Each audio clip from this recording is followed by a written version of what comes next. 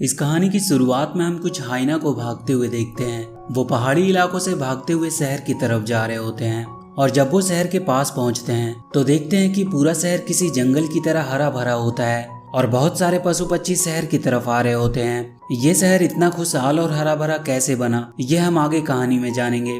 और इसके बाद हमें लगभग 500 साल पहले का समय दिखाया जाता है, जहाँ पर हम कदाज को देखते हैं जो अपने बॉस सिंड्रा को एलिवेटर से बिल्डिंग के टॉप पर ले आता है। इस समय पूरा शहर वीरान पड़ा होता है और ऐसा मालूम होता है कि जैसे कोई खतरनाक नेचुरल डिजास्टर आया हो। यहाँ पर कदाज सिंड्रा से पूछता है कि आखिर क्यों इंसान नेचर को अपने हाथों में लेकर चीजों को बद से बदतर बना देता है और फिर खुद ही सब कुछ ठीक करने की कोशिश भी करता है। इस पर सिंड्रा कहता है क्योंकि इंसान को लगता है कि वो किसी चीज को पहले से बेहतर बना सकता है और कभी कभी इसी दौरान गलती भी कर देता है, लेकिन बाद में वो अपनी गलती को सुधारना भी चाहता है। ये सुनकर कदाज सिंड्रा से पूछता है क्या उसने इसीलिए जेनेवो को मार दिया। अबे जेनेवो कौन है, इसके बारे में हमें आगे पता चलेगा। अगले सीन में हम राइनो को देखते हैं जो सिंड्रा कॉर्पोरेशन में काम करता है। वो एक हेलीकॉप्टर से माइनिंग एरिया में फंसे सिंड्रा कॉर्पोरेशन के एम्प्लॉयज को निकालने आया होता है, लेकिन जब वो देखता है कि माइनिंग एरिया में गन फायरिंग हो रही है तो वो वहां से निकल जाता है।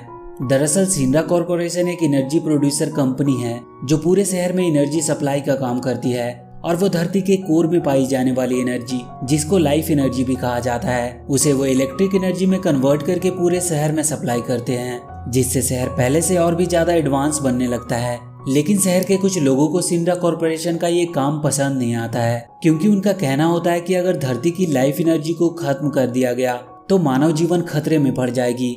इसीलिए वो उस कॉर्पोरेशन का विरोध करते हैं। सिंड्रा कॉर्पोरेशन अपने विरोधियों से बचने के लिए एक्सपेरिमेंट करके अपनी एक सीक्रेट मिलिट्री बनाई है।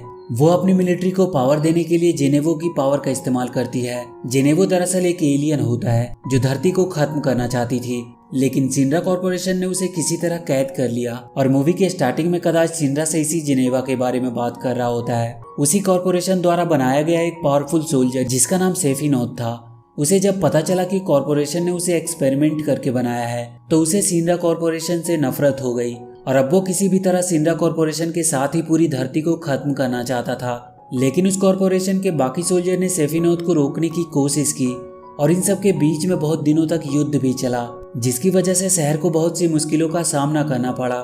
और इसी दौरान एक बड़ा सा उल्का पिंड गिरा, जिससे धरती तो अपनी लाइफ एनर्जी का इस्तेमाल करके किसी तरह बच गई, लेकिन शहर पूरी तरह से बर्बाद हो गया।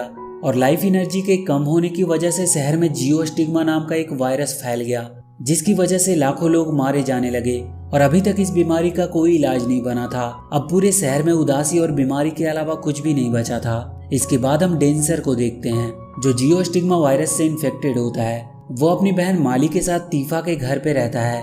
दरअसल तीफा सिंड्रा कॉर्पोरेशन के द्वारा बनाए गए सोल्जर में से एक होती है और उसने माली और उसके भाई को अडॉप्ट किया होता है। अगले सीन में हम क्लाउड को देखते हैं जो सिंड्रा कॉर्पोरेशन के द्वारा बनाया गया एक पावरफुल सोल्जर होता है। क्लाउड भी उस वायरस से इन्फेक्टेड होता है और वो नहीं चाहता कि उसकी वजह से ये बीमारी उसके दोस्तों में फैले, इसीलिए वो तीफा और बाकी के दोस्तों से दूर ही रहता है। अब यहाँ पर कदाच लोस और साजू नाम के दो सोल्जर के साथ आ जाता है और वो क्लाउड पर हमला कर देता है, क्योंकि अब कदाच सिंड्रा कॉर्पोरेशन के लिए काम नहीं करता बल्कि अब वो सेफिनोथ के लिए काम करता है। इसीलिए वो क्लाउड पर हमला करवा रहा होता है, क्योंकि क्लाउड अब भी सिंड्रा कॉर्पोरेशन के लिए ही काम करता है। अब लोस और साजू अपनी पावर का इस्तेमाल करके कुछ खतरनाक क्रिएचर को बनाते हैं जिनसे वो क्लाउड पर हमला कर रहे होते हैं और इस दौरान क्लाउड पर जियो स्टिग्मा वायरस भी हावी होने लगता है, जिसकी वजह से वो फाइट पर कंसंट्रेट नहीं कर पा रहा था और वो दोनों मिलकर क्लाउड को मारने ही वाले होते हैं कि तभी कदाज उन्हें वापस बुला लेता है। कदाज को देखकर क्लाउड को कुछ समझ नहीं आ रहा था कि वो उसे क्यों मारना चाहता है, इसीलिए वो सिंड्रा इंडस्ट्री के ऑफिस में जाता है जहां पर उसे राइनो मिलता है जो उसे अंदर जाने से रोक रहा होता है, लेकिन क्लाउड उसे बड़े ही आसानी से ऑफिस से बाहर कर देता है। अब यहाँ पर क्लाउड की मुलाकात सिंड्रा से होती है। सिंड्रा को देखकर क्लाउड पूरी तरह से हैरान होता है, क्योंकि उसने सिंड्रा को एक ब्लास्ट में मरते हुए देखा था। यहाँ पर सिंड्रा क्लाउड को बताता है कि वो उस ब्लास्ट में किसी तरह बच गया था। इसके बाद वो क्लाउड को समझाता है कि शहर में इस समय जियो स्टिग्मा नाम का एक खतरनाक वायरस फैला है और उसे लगता है कि ये वायरस सेफिनोथ की वजह से फैल रहा है, क्योंकि इस समय सेफिनोथ धरती की लाइफ एनर्जी से जुड़ चुका है, जिसकी वजह से वो लोगों को इन्फेक्ट कर पा रहा है। इस बात की पुष्टि के लिए वो लोग उस जगह पर भी गए थे जहां पर सेफिनोथ ब्लास्ट हुआ था, लेकिन वहां पर कदाज ने अपने साथियों के साथ हमला कर दिया क्योंकि अब वो सेफिनोथ के लिए काम कर रहा है। सिंड्रा उससे कहता है कि एक बार फिर वो उसके साथ आ जाए क्योंकि पृथ्वी को बचाने के लिए उसे उसकी जरूरत है। लेकिन क्लाउड एक बार फिर से सिंड्रा के साथ काम करने से साफ साफ मना कर देता है और वहां से चला जाता है। अगले सीन में हम तीफा और माली को देखते हैं जो शहर के बाहर एक वीरान पड़े चर्च में आते हैं। यहाँ पर इन्हें क्लाउड का सामान दिखाई देता है और क्लाउड के हैंड बैंडेज को देखकर इन्हें समझ में आ जाता है कि वो भी जियो वायरस से इन्फेक्टेड है, इसीलिए वो शहर से बाहर उनसे दूर रहता है। वहीं दूसरी तरफ कदाज सिंड्रा पर हमला कर देता है और उससे जिनेवा के सेल के बारे में पूछता है ताकि वो और भी पावरफुल बन सके। लेकिन सिंड्रा कदाज से कहता है कि अब उसके पास जिनेवा की बॉडी सेल नहीं है। इस पर कदाज गुस्से में सिंड्रा को उसके 2 एजेंट की आई कार्ड दिखाता है जिनको उसने मार दिया था और वो सिंड्रा को अपना इविल फॉर्म भी दिखाता है जिसमें सेफिनोथ का अंश होता है। ये देखकर सिंड्रा समझ जाता है कि अब सेफिनोथ कदाज के जरिए अपने बदले को पूरा करना चाहता है। वहीं दूसरी तरफ हम क्लाउड को देखते हैं जो शहर के बाहर खड़ा होता है कि तभी उसकी बॉडी में उस वायरस का प्रभाव बढ़ने लगता है और उसे अपने सामने सेफिनोथ दिखाई देता है। अगले सीन में हम तीफा और मार्लिन को देखते हैं जो अभी भी चर्च में क्लाउड का इंतजार कर रही होती है कि तभी वहां पर लोस आ जाता है और वो तीफा से जिनेवा सेल के बारे में पूछता है क्योंकि कभी तीफा भी सिंड्रा इंडस्ट्री के साथ काम करती थी। लेकिन जब तीफा लोस को बताती है कि उसे जिनेवा के बारे में कुछ भी नहीं पता तो वो तीफा पर हमला कर देता है और उन दोनों के बीच एक खतरनाक फाइट होना शुरू हो जाती है।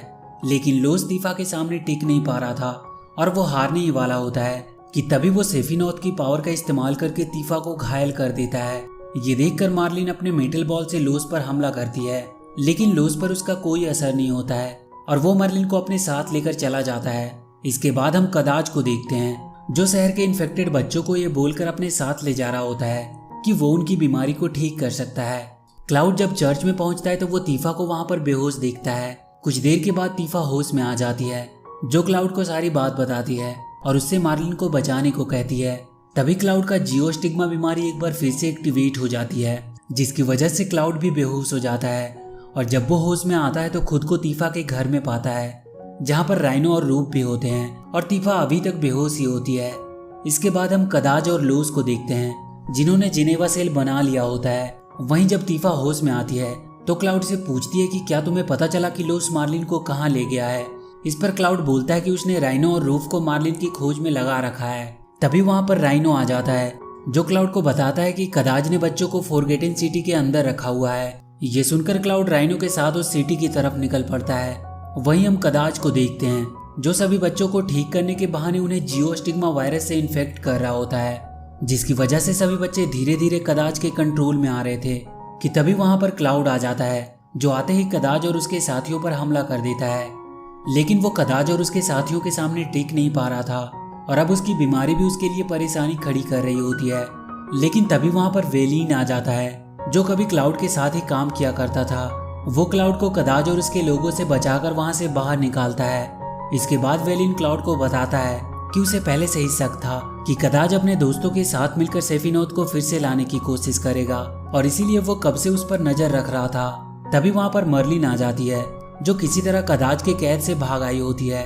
मर्लिन को देखकर क्लाउड बहुत खुश होता है और वो वेलिन से मर्लिन को घर छोड़ने को कहता है। लेकिन इस बात पर मर्लिन गुस्सा हो जाती है क्योंकि क्लाउड कभी भी मर्लिन के साथ टाइम स्पेंड नहीं करता था। ये देखकर क्लाउड मर्लिन को घर तक छोड़ने के लिए निकल पड़ता है। वहीं दूसरी तरफ कदाज उन इन्फेक्टेड बच्चों के साथ सिंड्रा इंडस्ट्री के पास पहुंचता है और वो अपने दोस्तों के साथ मिलकर बिल्डिंग को गिराना चाहता है क्योंकि उसे लगता है कि जिनेवा की बॉडी इसी के अंदर कैद है। लेकिन जब शहर के लोग कदाज और उसके दोस्तों का विरोध करते हैं तो साजू अपनी पावर की मदद से डार्क क्रिएचर से लोगों पर हमला करवा देता है जिससे सभी लोग अपनी जान बचाकर वहां से भागने लगते हैं। अब तीफा डेंसर के पास आती है और उसे अपने साथ चलने को कहती है। लेकिन इस समय डेंसर जियोस्टिग्मा वायरस से इन्फेक्टेड होता है।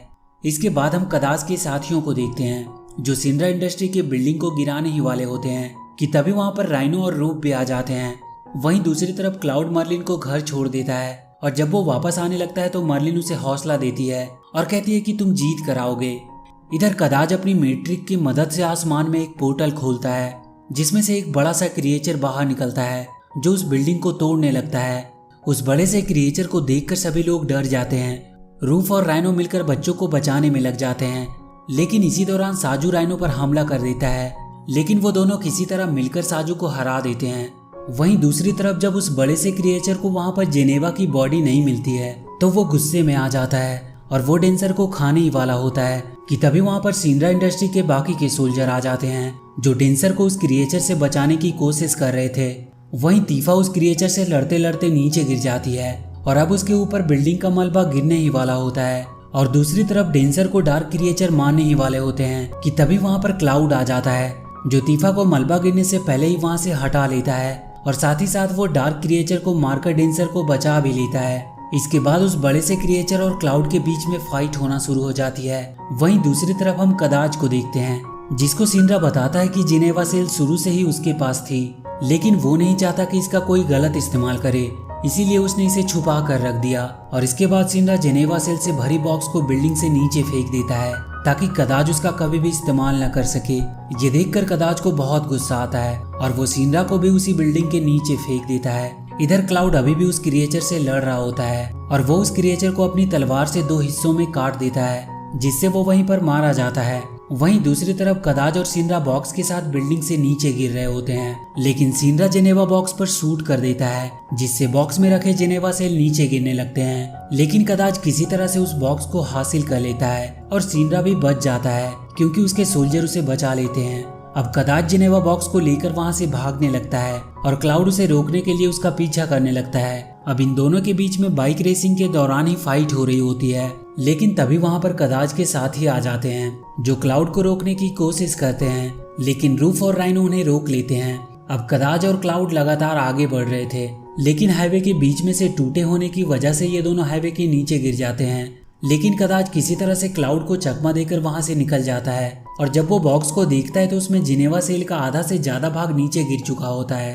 तभी वहां पर क्लाउड भी आ जाता है और इसके बाद उन दोनों के बीच में फाइट होना शुरू हो जाता है। लेकिन तभी वहां पर लाइफ एनर्जी लिक्विड फॉर्म में निकलने लगता है और जब वो क्लाउड के ऊपर पड़ता है तो उसकी बीमारी ठीक हो जाती है। ये देखकर कदाज डर जाता है और वहां से भागकर दूर आ जाता है, पर अगले ही पल क्लाउड भी वहां आ जाता है। इसके बाद उन दोनों के बीच में एक खतरनाक फाइट होना शुरू हो जाती है।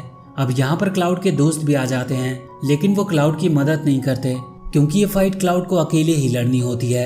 अब लड़ाई के दौरान क्लाउड कदाज पर पूरी तरह से हावी होता है और कदाज वहां से गहरी खाई में गिरने लगता है, लेकिन इसी दौरान वो जिनेवा सेल से कंबाइन करके स्टेफ्रॉन में बदल जाता है और अब कदाज की पावर बहुत ज्यादा बढ़ जाती है। इसके बाद कदाज क्लाउड को बहुत बुरी तरह से मारता है और अपनी तलवार क्लाउड की बॉडी के आर पार कर देता है जिससे क्लाउड घायल होकर नीचे गिर जाता है।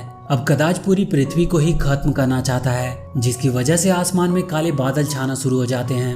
लेकिन अगले ही पल क्लाउड को अपने उन दोस्तों की याद आने लगती है जिनको उसने स्टेफ्रॉन से युद्ध के दौरान खो दिया था। इसके बाद क्लाउड एक बार फिर से खड़ा होता है और इस बार वो अपनी पूरी ताकत से कदाज पर हमला करता है और देखते ही देखते वो कदाज को मौत के घाट उतार देता है।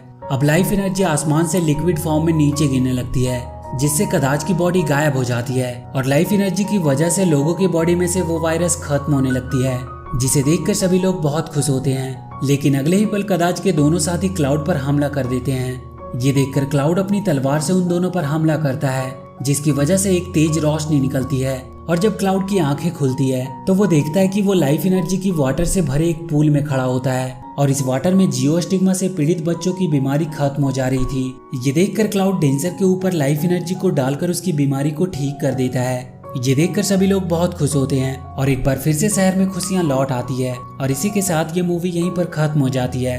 तो वीडियो अगर अच्छी लगी हो तो please do like and share the video and please subscribe to my channel and press that bell icon